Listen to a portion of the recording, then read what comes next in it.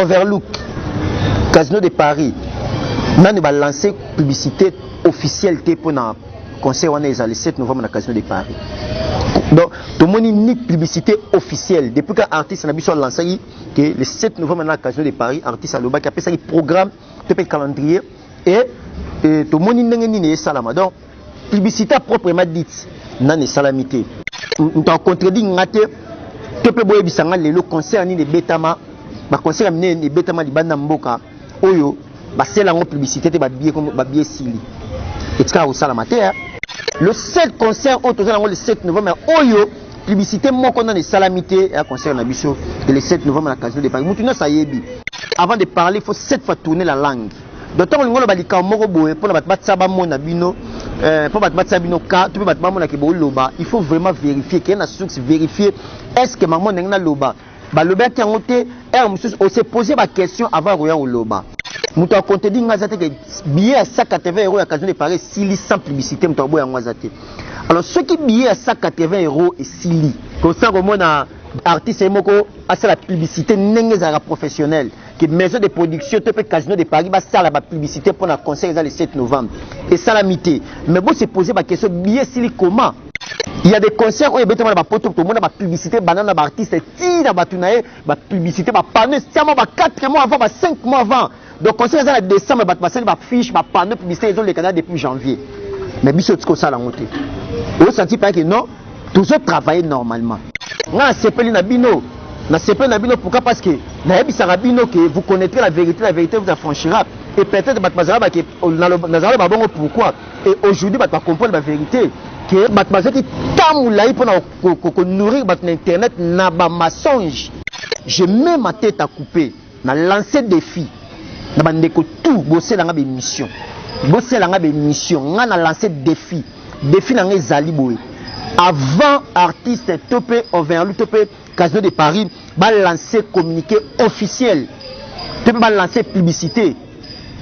Bah bien Casino de Paris ici là. Merci Nabino Nyonso Bozola Nangai, c'est vrai que bopé sanga confiance wana ya ko servir bien la source, bopé ça me information bio ya papa avait fait rigoler au capitre de la musique l'homme des 5 ministères ya chante. Merci Nandeng Boza ko s'abonner massivement à la Frappe Télévision P Ayad Télévision. Merci na ba commentaire Nabino, merci na ba remarque Nabino, merci na ba conseil Nabino. Naza moi Nabino na yoka nyos bolo ba fiso Frappe yoka. En tout cas, toza de cœur Nabino, toza na kaka pona ko sala musala pembeni ya au capitre de la musique fait rigoler Jésus de Nios l'homme des 5 ministères ya chant. On a fiso Frappe le nalobaka. Ceux qui ont tiré dans mon peut-être des angas. Ceux qui ont tiré dans mon ils parce que fidélité jusqu'à la mort, jusqu'à ceux qui n'ont pas compris artiste, jusqu'à la dernière carrière, jamais n'a trahi et puis jamais n'a décevoir nos bagoula boyebi. C'est un topendai au nasala. C'est pas facile. Il y a aussi la nzela, nzela est facile. Il y en a bara mingi mingi. Luka boye babato basala nzela.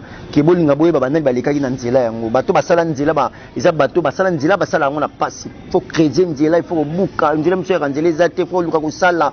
Beaucoup notre basala chemin de fer, boye bisa mende basala pour nous basala rail. Il y a train, il faut beaucoup d'exercice, beaucoup de physique, beaucoup d'énergie. Donc, Luka Boy Babat Basala Nzela qui est au Lukabane Baleka Nzela. Donc voilà, tout ça, on a pour servir dans la source. Le 7 novembre, direction Casino de Paris, opération Silissa Babia Casino de Paris. On est à Bongo, souci topé, devoir Nabiso Bagola, Bagoloise, Mios, Autoza, parce que événement, toi, on a bossé à événement Casino de Paris. Le seul concert où les Congolais vont bête en Europe, on a un concert à faire rigoler. Jésus de Niès au capitre de la musique. Le 7 novembre, na Casino de Paris. Na lobango pe na continuer à lobango ba concert les alango kili ba Zénith ba Bercy ba Olympia ba salle les ali ils a ba salle auto mona to vivre ba événement ngé les kaka donc du nouveau ko par rapport à ba salle wana mais première salle au Congo, la Sabino, ils ont Casino de Paris, offert à jouer au Fungo, la salle à Sikabat. Nous avons besoin de vivre. Salle à nous rendre na kati, musique à rendre ni disposition scénique, ba hôtel manengeni, ba rolata nengeni, ba bimarawa. Donc, ba tu vas découvrir ce jour-là le 7 novembre. Nous avons invité Bino, Boya et Belé le 7 novembre à Casino de Paris. Soirée magique. Artiste à la mission fait rigolo au capitre de la musique à Bengsi Bino Nyos le 7 novembre. Boya et Belé, la soirée magique, boya ka musique, boya ka bonne musique, boya ka boyoka voix, boyoka mélodie, boyoka nyos, boyoka jamais déçu par rapport à eloko oyo toute musique oyo papa avait fait rigoler l'artiste en paix sa biso donc vraiment merci Nabino tout bozola nanga siko là je vois mon vieux Kovo Mamboni les boss les patrons 5 étoiles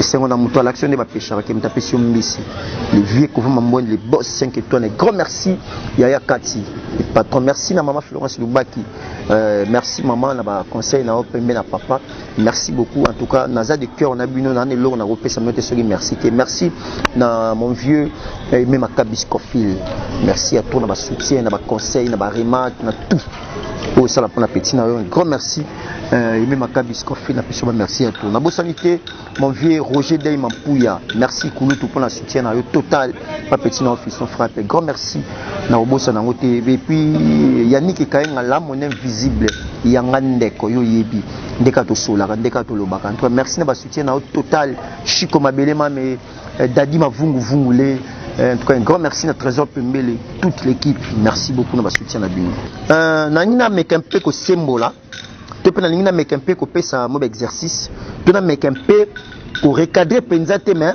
ko zongisa mo batebele na monzela. À chaque fois tu as un événement, à chaque fois tu as un loco, à chaque fois artiste a soit un disque, single, événement moko boy. Mais ça la batuba kapona ko créer barrière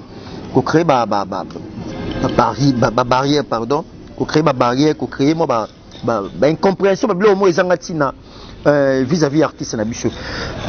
Bon excusez, je vais dire quoi par là. Je signale déjà que Casino de Paris, moi je pense que batu tout ba ebi lelo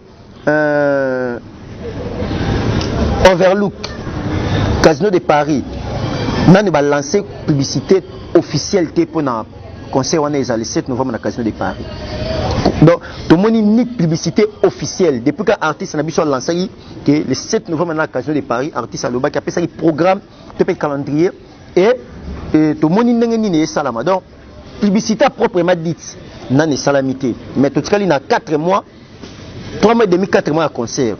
Donc, publicité, il y a la TV5, des panneaux publicitaires, des banderoles, des fiches, des à la capenza, au moins, on a des salamités. Mais, degré billets au Tekama, vous ne pouvez même pas imaginer. Nous avons contredit, tu peux boire le concert ni les bétama, le concert ni les bétama, les bandamboka, oyo, c'est la publicité, des billets sili. Et ça, au salamateur. Au moins, les concerts c'est bêtement libanda, les concerts c'est bêtement artiste, c'est bêtement libanda. On comprend que les gens ont la publicité, 4, 5 mois de publicité, ça régulièrement, panneaux, fiches, ça dit pas que non, publicité, ça normalement pour que nous n'en ayons bêtement. La publicité, vous mettez ça là, mais le 7 concert, le 7 novembre, oyo, publicité, moi, qu'on a des salamités, un concert na bicho, le 7 novembre à la Casino de Paris. Maintenant, ça y est, que publicité monte ça na peur na pas na côté artiste côté production côté il y a maison de production tout peut côté artiste il moral les cas que le 7 novembre boye belé non tu lancer que le 7 novembre on a Casino de Paris mais publicité dans les salamités mais botte le degré de celui-ci billet à 180 € pour la première fois un artiste ça se produit conseil VIP na poto et que billet à 180 €. Et si quand ça la matin na mboko na biso ba vient na biso sur ba leka ba beta musique bien ba concert à bien mais concert il y a 180 € qui vaut 220 $. Et quand ça la matin et quand ça la matin mais biso déjà na 2 jours on va ça couvert ba fongola ki site ba billet 180 € ici là qui et puis ba place mususu les autres qui n'a aussi là qui veut dire quoi na ligne pena zongi sama ba ndeko na biso mususu o ba sala pe musana net bandeko na biso ya auto ba chroniqueur auto mesala ko sala musala moko na nzela net nenga na loba na bango nini par là je vais dire quoi Bible biso avant de parler il faut 7 fois tourner la langue donc tant ngolo ba lika moko boye pour na batsa ba mona bino pour batsa bino ka tu peux batma mona ke bo loba il faut vraiment vérifier qu'il y a une source vérifier est-ce que maman nenga na loba ba loba ki ngote on se poser la question avant roya au loba. Il faut toujours que ça expertise qui qu'on vérifie au quitter la source avant de faire parce que même dans le journalisme avant de diffuser information il faut d'abord vérifier na source au traité yango si mo diffuser yango to yaka to yoki to pour remarquer oye maman ko banolo ba non ça se passe pas comme ça presse ça bongo to yebi musala to sala to na moi maîtrise yango to yebi matière to yebi ndenge ça moi je pense que lelo muto a compté dit ngazate que billet à 180 € à Casino de Paris sili sans publicité muto boya ngazate alors ceux qui billet à 180 € et sili sans comment la publicité n'a pas artiste fait rigolo au capital de la musique comme ça comment na artiste moko a la publicité ndenge za professionnel que maison de production te peut Casino de Paris va ça la publicité pour un concert le 7 novembre et ça la mité mais bon se poser la question billet sili comment et ça miracle c'est-à-dire ça la bateau ba ça que billet sili là bateau ça ba fisto frappe et ça va gouver les Gaulois et ça va Tariq toute l'équipe Babel toute l'équipe donc tout ça li aux ali marketing tout publicité na biso ndenge zala pas aussi ça va bien 180 €. Donc on va que tous batu ba ça les loroté ba travailler té va s'occuper par Casino de Paris va s'occuper par monsieur sur là il faut mettre un peu qu'on réfléchisse botala bien ce que c'est tout ça qui peut par Casino de Paris té bien les sili comment il y a des concerts où il y a des poto tout le monde a publicité banana ba artiste ti na batunae ba publicité ba panneau siamo ba 4 mois avant ba 5 mois avant. Donc concert ça en décembre ba passer ba fiche ba panneau publicité ils ont les Canada depuis janvier. Mais biso tiko ça la monter. Au senti pas que non, toujours travailler normalement. Alors botika blog msuko lobara msusu. Il faut vérifier ngana la saki direction Casino de Paris opération si ça va bien Casino de Paris. Na c'est bon ça semble laté. Vous êtes courant que vous avez un monde en plein salama. Donc ça dit bah il y a besoin qu'il négocie les opérations de direction de Paris salama. Donc tout ça détermine ça mobiliser pour la concert à Casino de Paris. Alors avant le babylone monsieur il faut que vérifier. Il y a des concerts où le biso stoyebi. Le nom tout le monde a contredit ngai. Moi bisanga artiste nini ya mboka na biso oyo. Aza combattre le roi faire rigola. Moi bisanga tu peux œuvre tu peux concert il y a artiste nini on va combattre le quoi concert à faire rigola. À chaque fois tu as annoncé le bobo mona ndenge bat ba pour na contredire. Moi bisanga concert ne c'est beta na oye beta mabeta. Moi bisanga ba journaliste ni ba l'équipe ba que concert exacté. Que l'or exacté ba ça l'or te beta te même album au moins album ninge bima. Moi bisanga mkoni ni biso to ya mutanga misal album na eto single to ba que beta te et que jouer et ça les l'or te boyo kangote mkoni to salango. Aucun jour tu seras au salon. Mais pourquoi il y a bis à chaque fois que tu sais l'eau, regarde Simbate, et que Yokamate, et que Betate, concert exacté, bon vérifier l'eau comment exacté pourquoi. Le seul artiste qui a combattu à faire. Bah concert c'est belé, bête ma néo, tu te vois dessin, bah concert les artistes, bah bête bah concert, bah Zénith, bah Bercy partout. Mais tout le monde va les quand pour le concert exacté.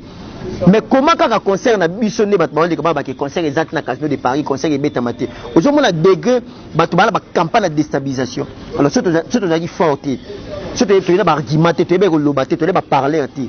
Mais les amours heureusement presse intelligente aux alliés tu vas pour talisa bo solo na musique. Blum ça va tout le bande il faut beaucoup réfléchir, il faut beaucoup raisonner. Très combattre bah concert combien to beti awa. Oh bah tu la biso ke beta maté Simbate voire même Côte d'Ivoire to yebi. Boyebi comment tu annoncer concert à Côte d'Ivoire et comment des missions ba campagne de déstabilisation oh et salamaki. Avant de mettre un concert en Côte d'Ivoire, boyebi combien ba journalistes oh ba influenceurs qui ba ivoirien pour le concert à ba yate. Boyebi même combien ba to ba trika qui ko beta ça ba to concert biso jour to beta pour la ba yate. Boyebi ben fort nini ba to ba salaki pour que concert on récité. Est-ce qu'il y a aussi un artiste qui na biso? Est-ce qu'il y a aussi la maté que baya bayo ba que non artiste ba concert est-ce qu'il y a aussi maté pourquoi ça a toujours faire?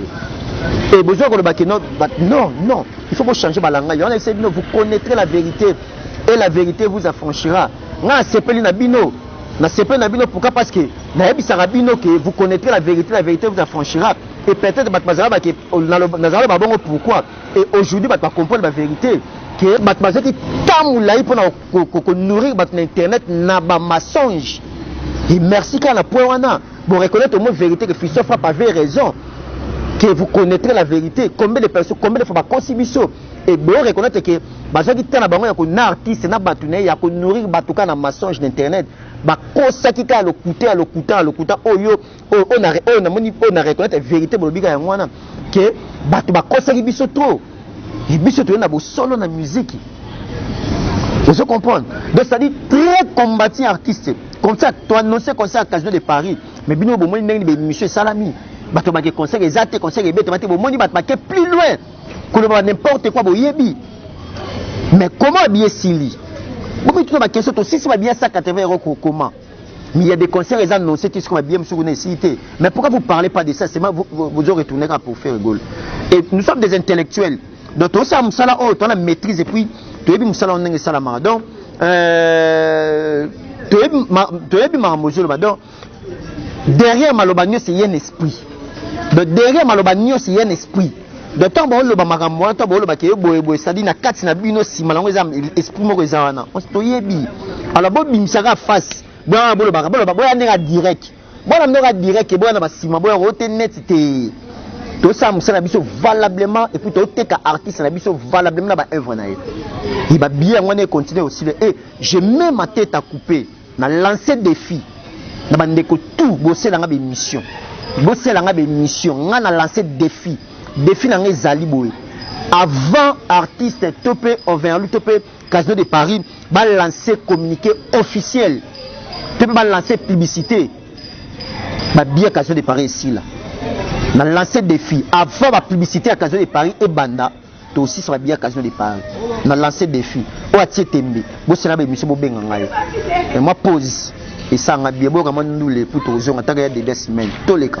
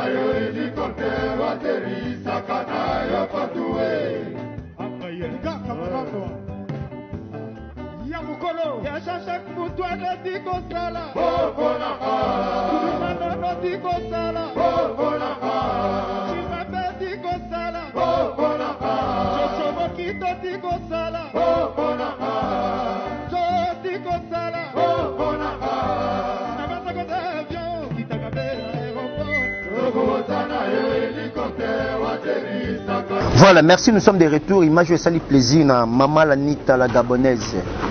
Maman Lanita la gabonaise, la maman des fils frères. Image je salue au plaisir à tous. Sans oublier maman Jolie Kouete depuis Belgique. Image je salue au plaisir à tous. Ndoulou et salut Lengi. Et Jessica Jeng à London. Image je salue au plaisir à tous. Et sans oublier Dadi Mavungu Vungule. Dadi Mavungu Vungule. Chico Mabelema mais donc et salut peu plaisir à tous. Blanchard et tous, l'enfant propre depuis les États-Unis, Blanchard et tous, garçon propre depuis States, représentant valable de Goula en cas des États-Unis. Et salut au plaisir. Jean-Paul Binda Mastaki en cas de Norvège, un grand merci. Dans mon cousin ou équipe Texas depuis les États-Unis d'Amérique, Willy Man, tout le monde. Et là c'est conseil ça les se détendre moi un peu quoi. Il y en a parlé, il y a Ligola, Rigola. Je vous salue. Il y a trop donc. Par rapport au cas de Bandoulé, et le bâtiment se dit que l'artiste le plus combattu, pardon, n'a pas concert, n'a pas album. Donc on y a ça là, parce que ça a ngoté. Donc, bah PC chance de début à carrière solo naïe, bah PC chance n'a pas donc génération de PC chance dans début à carrière solo naïe, et si tu continues à PC chance là bas tout même la presse. Est-ce que ça la matin? Mais au moins, les musiciens de Salama, concert, surtout tu annonces concert, concert exact, surtout tu as album, donc nous tout ça les simbati. Mais bon, il y a pour le baquet, tala. Botte kababiye ton dima, botte kababiye tu es à Casino de Paris. Babiye 180 € s'il vous plaît, billet à cher ndesi. Billet à cher ndesi. Oh, on doit billet moins cher ndesi à 45 € si la mettait, bah tu vas pas aussi ça billet cher. Ils ont signe. Tu peux comprendre le langage. Donc, il faut beaucoup réfléchir, il faut beaucoup organiser. Est-ce que maman Toloba, est-ce que maman Toloba, ils ont un mot au monde. Combien de conseils les annoncé à Islamité? Ceux qui sont au travail, ils vont travailler, ils vont faire ça. Bon, presse na biso, presse a fait rigolo, ba makasité. Ba porte-parole, ba communicateur, ba chargé de communication, ba journaliste, ba ça ça, est-ce que ba nande ba ça boulot. Il y a des conseils qu'on a raté, qu'on a annulé même. Pour na manque ba billet, le conseil a annoncé ba 4 ba 5 mois et ba passer ba publicité même ba le billet te comité. Pour biso le baba, comment ba tout ba comprendre fi sauf par le bani. Conseil a annulé manque ba vente ba billet. Mais bon, le Belandais, bon, ça a des missions pour la baja, il y a des communicateurs, il y a des artistes, bon, ça la baja, bon, le Belandais, parce que ça a aidé artistes, donc, quand le coûté, les gars, mais ça va dans le coûté. Mais en réalité, vous connaîtrez la vérité vous affranchira. Ne pas perdre mes œuvres par dans ma place. Puis sauf vous connaîtrez la vérité vous affranchira. La vérité, vous comprenez du moins que frappe avait raison. Ma cause biso talata pas comprendre. Pas comprendre la vérité belle. Combien de conseils ils allaient annoncer ma publicité salama qui ba côté là ba peut ba billet peut-être amaté. Mais biso même pas publicité s'il vous plaît, même pas publicité officielle. Bon la sur la place nini, bon on ba panneau publicitaire en France. Bon la sur la place nini ba publicité les ba TV5 ba chaîne internationale. Bon la sur la place nini ba publicité les gars officiellement que faire rigoler la conseil les 7 pour la Casino de Paris. Ma publicité n'a bandité, mais ma billet aussi là. Bon, ce que tombe la publicité au banda, j'ai même ma tête à couper, j'ai même ma vie, ma carrière à couper. Ceux qui ont lancé publicité officielle pour la Casino de Paris, ma billet ici là. Bon, c'est la mission. Ceux qui ont lancé publicité officielle pour la Casino de Paris, ma billet a déjà signé. Même si nous là, je dis la vérité, Dieu m'attend parler. Ceux qui ont lancé publicité officielle, ma billet ici là, parce que tu es venu au travail. Et tu as déjà à 75 à 80% de ma billet qui est d'accord aussi là, sans publicité s'il vous plaît. Et tu as aussi la maté. Et tu as aussi la maté. Ma publicité, c'est surtout ma pote à fonctionner, ma pub, ma information, ma internet. Pour moi, la pub, qui est un concert, pub, les gars, dans lesquels il y a panneau. Ah, non, non, bête, tu vas acheter ma billet. Mais, sans publicité, sans promotion, la télévision. Mais ma billet, si là. Il y a beaucoup. Bah, tu as reçu l'émission pour vous féliciter. En tout cas, te féliciter presse intelligente de faire rigoler. Moussala, bah, ça bah, bien aussi la sans publicité. Maintenant, voyons le contraire. Moi, je regrette. Tu as vu la tendance, tu as vu la partie, tu as vu ça net, tu as vu bien. Alors, boya la bino boy, boya pas tu as décoder bino ma casse ngada na boyebi na ça déjà 95% des journalistes internet corrompus mission ba déstabiliser faire na lobang avant et le ba vérité bima ba ya ba kosa ba to za netre to be na ba tunyoso mais na si bino ke baza ba masquer ba ya boyeboy ti sur ba bima la poste to ba ba le bela artiste na bango parce que fiso faut pas démasquer bango déjà na sauter là bango premier vous se souvenir. Quand j'ai commencé mes émissions, je me démasqué mort et l'autre, tout n'a pas de poisson. Les garçons frappent un mystique. Et puis, il y a des lots dans le moko. Il y a des lots dans le moko. Il y a des gouffres. Internet a place à compte à rendre. Il y a place à finir, il y a place à côté artiste valablement dans l'œuvre. Et bien, il y a des garçons.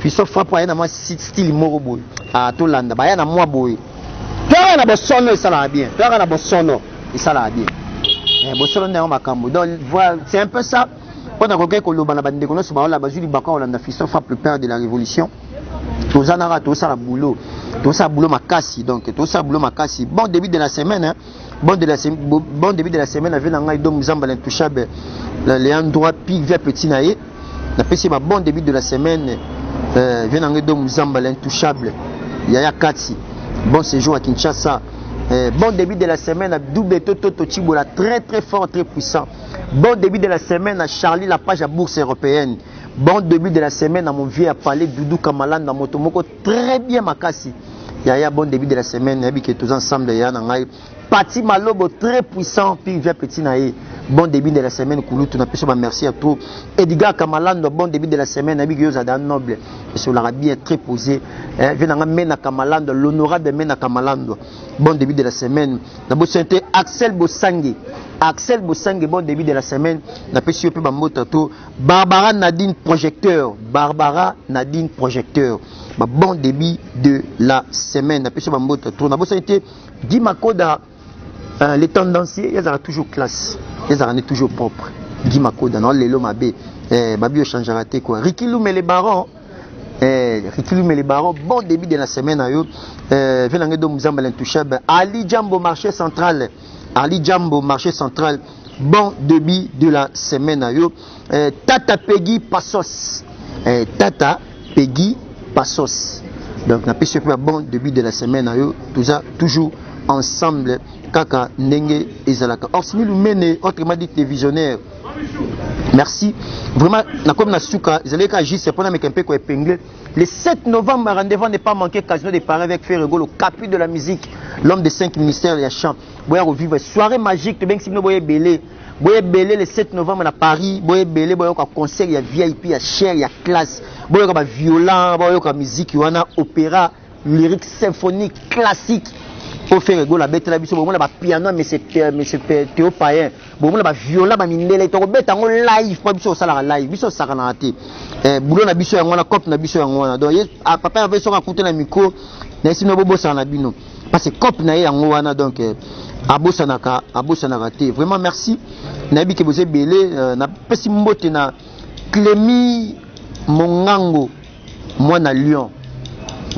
donc Clémy Mongango moi na Lyon na pesi yo bambota trop donc yo yebi Clémy Mongango vraiment na Lyon Christophe Papa pesi yo bambota trop donc on est toujours ensemble ndenge za la rara Mandoulé rara moi détente mukie et puis to zonga pendant 6 émissions na ngai Ndoulé ça la plaisir na sur la marque pour Mandela et ça la plaisir à trop yo yebi des gars ils ont bof AG Ebou et ça le fait plaisir il y a trop venanga Janice Tantunga pour tout bangamchu les gourous du temple et ça le plaisir à tous sans oublier les boss les patrons qu'on veut m'embonner 5 étoiles au bas la Florence pour Baki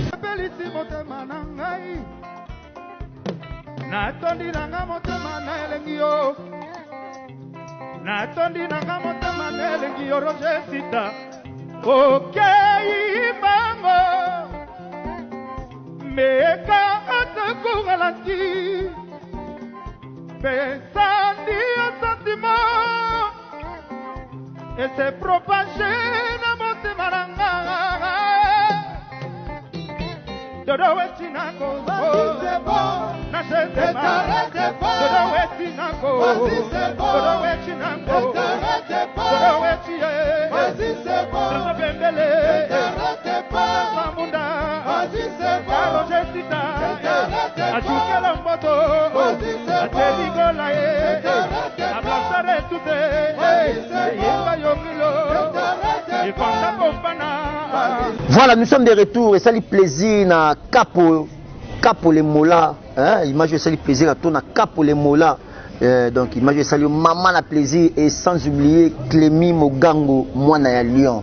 Donc Clémy Mogango mwana ya Lyon na Capo les Mola image ça lui vraiment plaisir il y a tout sans oublier mon vieux puis vers petit naé les DG les plus compétents DG Blaise Polo on appelle ça mota 33 musala na yo ki toko musala yo ki toko pour mon ndenge au travailler vraiment vous avez un souci à récit total et artiste na biso faire le capi de la musique toujours présent là debout et tout donc merci beaucoup na musala na DG Blaise Polo na peso ba mota toi administration vraiment assuré sécurisé au senti pendant que non en tout cas Boende to lingaki pe bagola baza très content na yo na ndinga o sanate sans oublier Pichu Botoko l'ancien Mondele Ndombe babi total bango likolo le radar et ça l'a bien na bossa été maître États-Unis Orsini Lumene autrement dit les visionnaires et ça le plaisir à toi ya Papi Mbala toute l'équipe nabi que ça là au plaisir à trop donc voilà merci beaucoup to komi na biso na suka émission lelo zalegara pour to meke pe ko zong sama mangwe bien na nzela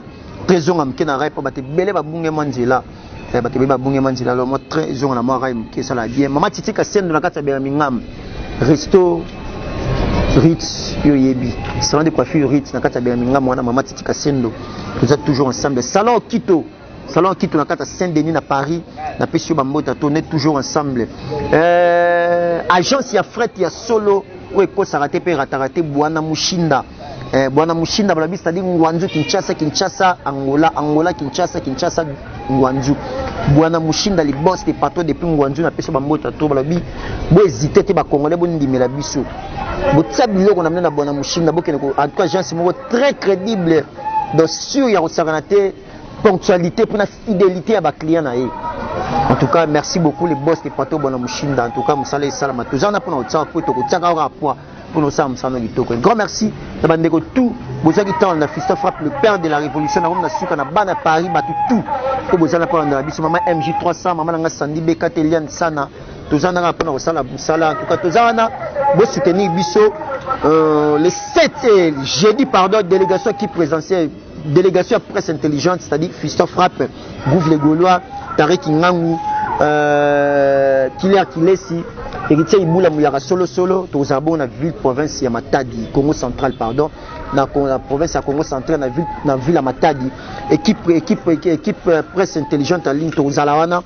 Pendant ça, toujours promotion. Vous voyez que harmoniser Bima, single les Bima, il faut tous à la souplesse. Tout ça, toujours promotion. Yango to bagi to décider que moi tout ça la province par province. To bani na Congo central. En tout cas, to ça na j'ai dit soutien na yo et ça la biso bien participation na yo. Vous voyez séjour na biso, battant na biso to ça la kuna ma 3 jours to que j'ai dit aujourd'hui dimanche moi tawana. Olia séjour que ça émission ko déplacer. En tout cas, Gaulois signer se participer gladiateur et ça à biso. Vraiment bien dans ma casse. Donc, numéro contact pour me contacter. Si vous avez un fiston frappe, parce que dans la coordonnée, vous avez un fiston frappe, le numéro dans la affiché, vous avez pour la participation et vous avez bien Monégram, Western, Ria, vous avez ça la bien ma casse. C'est pour le mot de Nambongo, on va dans les réseaux sociaux, le numéro dans la Orange Money. Ou bien le numéro on a Orange Money, ça soit c'est pour le Airtel Money, ou bien 097 053 71 09 097 053 71 09. On a Airtel Money. Quel est un M-Pesa Vodacom M-Pesa 081 23 30 515 081 23 30 515. Voilà un M-Pesa. Tous la contribution à eux, donc tous la matin du jeudi, tous les dimanche, toujours dans le cadre de boulot, tout ça toujours émission, tout ça moussa, na biso faut exploiter artiste, na biso na batalon na elo, toujours côté partout et que ça la biso bien. Merci, Nabino tout, merci na mon vieux Paul Daya depuis Paris Kashogi, merci mon vieux grand frère propre, on appelle ça merci à toi et puis bah tout bah du temps là biso bo s'abonner peine massivement à Aya télévision ça biso bien, bo s'abonner peine à Frappe télévision RTNT après en ligne. Tous en apprenant ça la moussa. Merci na trésor Trezeguet à Moscou, un grand merci na moussa, merci na belle Boala, tout le monde moussa n'engé salama. En tout cas, on continue toujours côté artiste n'a pas valeur na.